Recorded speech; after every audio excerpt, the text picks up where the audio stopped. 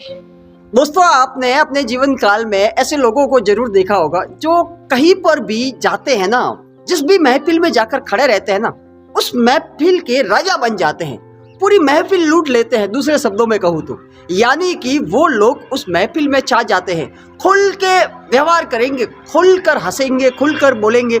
और उसके दूसरी तरफ कुछ लोग ऐसे होते हैं जो किसी भी महफिल में जाएंगे ना तो दब्बुओं की तरह मुंह छुपाकर या फिर एक कोना पकड़कर बैठ जाएंगे, जैसे मजबूरी में आए हुए हो ना साहब। जैसे कि मजबूरी में बिना इनविटेशन के उन्हें आना पड़ा है ना, ऐसी स्थिति होती है बहुत से लोगों की। और परिणाम ये होता है साहब कि वो कभी दुनिया के सामने खुलकर आ नहीं पाते।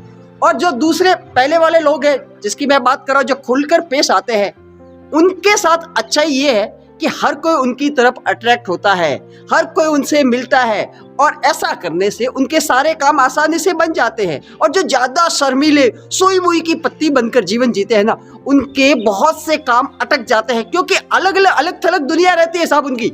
अलग कोने में दुबक कर खड़े रहेंगे जैसे कि कोई बहुत बड़ी घटना को अंजाम देकर आए हो।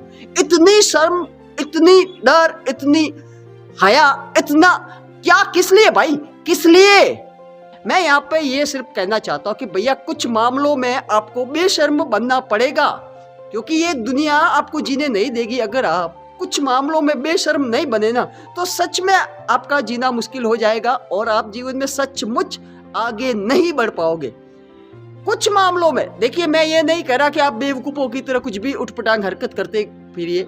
मैं तो सिर्फ ये कह रहा हूँ कि कुछ एक मामलों में बेशर्म बनना पड़ेगा। जैसे कि अगर आपने किसी को पैसा उधार दिया है ना, तो उससे वापस मांगने के मामले में बेशर्म बनिए, बेशर्म बनकर मांगिए साहब। क्योंकि जब तक आप नहीं मांगोगे ना, सामने वाले के दिमाग में एक ये भी सोच रहती है कि पता नहीं यार, इस बंदे को अभी जरूरत नहीं होगी, या फिर हो सकता है सामने वाला भूल गया हो, या फिर हो सकता है उसके और कोई छोटे मोटे काम हो, उसको निपटाने में व्यस्त हो और आप लटक रहे हो जबकि आपको जरूरत है। और आप सिर्फ इसलिए नहीं मांग रहे हो कि भैया आप ये सोच रहे हो कि ये पता नहीं यार उसे बुरा लग जाएगा तो क्या होगा। अरे लगेगा तो लगेगा साहब, आपके हक का पैसा है, आपको मांगना पड़ेगा।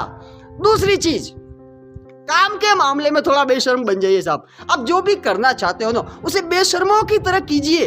जब तक आप उसमें सफल नहीं हो जाते ना, तब तक कीजिए। लोग हंसते हैं तो हंसने दीजिए, लोग ताना मार रहे हैं ना, मारने दीजिए ना, लोग आपको देखकर फप्तियां कस रहे, कसने दीजिए ना। क्या फर्क पड़ता है साहब, क्या फर्क पड़ता है?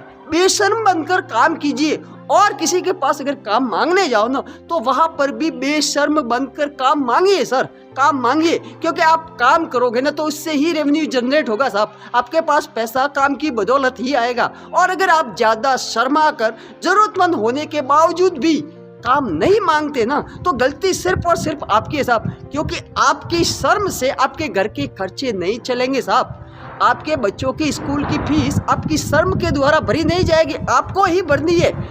एक चीज और बताना चाहूंगा लगे हाथों, किसी के यहाँ पर दावत में जाओ ना, तो खाने के टाइम में कभी शर्म मत कीजिए साहब, खुलकर खाइए। अरे सर, इनविटेशन मिला है आपको तभी तो आप आए हो, और जिसने आपको बुलाया है वो भी तो यही चाहता है कि भैया आप खुलकर खाना खाओ।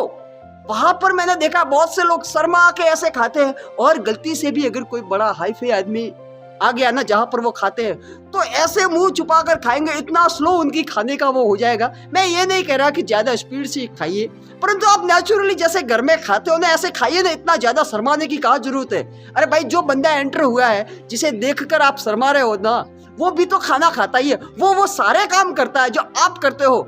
1 नंबर जाना, 2 नंबर जाना, खाना खाना, सोना, वो सारे के सारे काम करता है। वो भी एक इंसान है।